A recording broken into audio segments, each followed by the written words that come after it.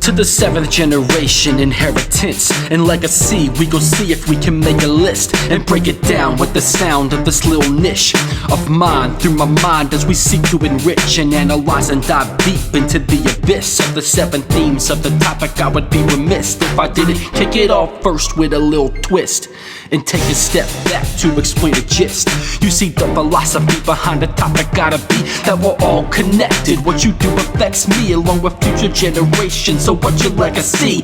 What's it gonna be? Is it positivity or your grandkids gonna have some air to breathe, reprieve, and take a look back at where we came from? What did we inherit and how did it shape the game? Young people get the canvas to paint it but can't escape from the markings on the page that displayed when they gave them the pen to build upon the foundation that was laid. Some people paint a picture while others just leave a stain drawn. So when you pass it on and leave here dead and gone, you should leave them astounded. Stay grounded and leave the world better than you found it.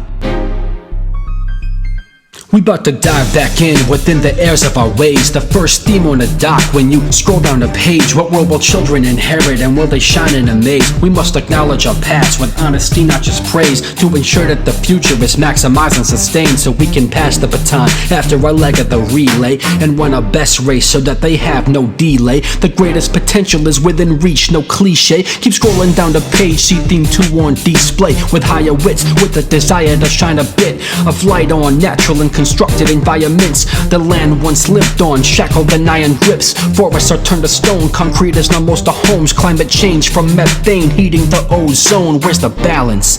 It's the challenge we face to pursue progress without destroying this place. We can still build our cities without the rest being waste. We can reduce emissions and yet still fill our plates. The legacy we leave will decide all our fates. So contemplate the stakes and shift instantly to theme 3, trade, craftsmanship, and industry.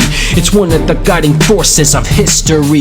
Commerce and technology consistently has drawn cities on the map since antiquity. Trade routes and river valleys, oceanic highways, and routes the people rallied through the coast and byways. We inherit the map and expand it through skyways. Industry and the vision, amazed at the mind, gaze at the marvel of what we built for the next generation. But will we leave them with guilt?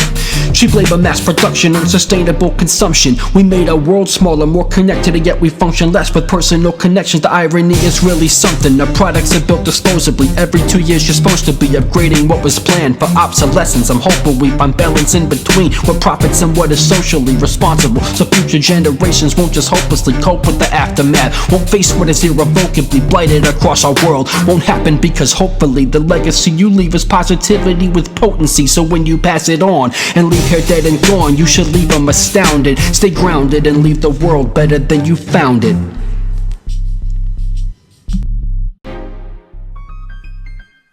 Hey yo, we back for more, diving into theme 4. Expressions of truth, where proof is the allure, but proof is aloof when everybody is sure that their belief is a fact. Can't tell the difference, it's your confirmation bias, the virus that's at the core of why they reject facts and get pious about the law. Not trying to hear nothing, refuting the thoughts before, so we retreat to our corners, preach to the choir. Cold war, political gridlock and polarization, alternative facts make them distrust information. False perceptions of truth, it's like we're two different nations. Without a common set of facts, our democracy hastens its downfall and undermines legitimization. Our legacy, what will it be?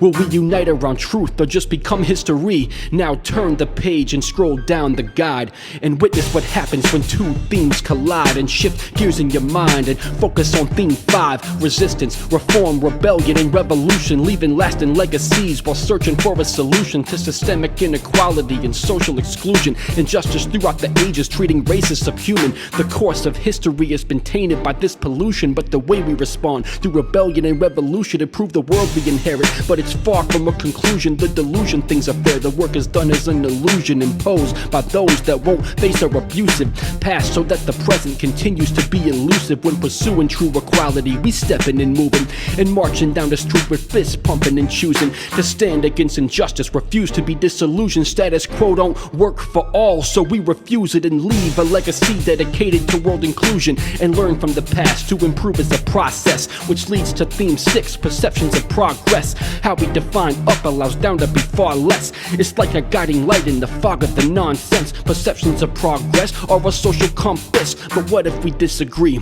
One's progress could be another's misery. It's the source of conflict to almost any degree.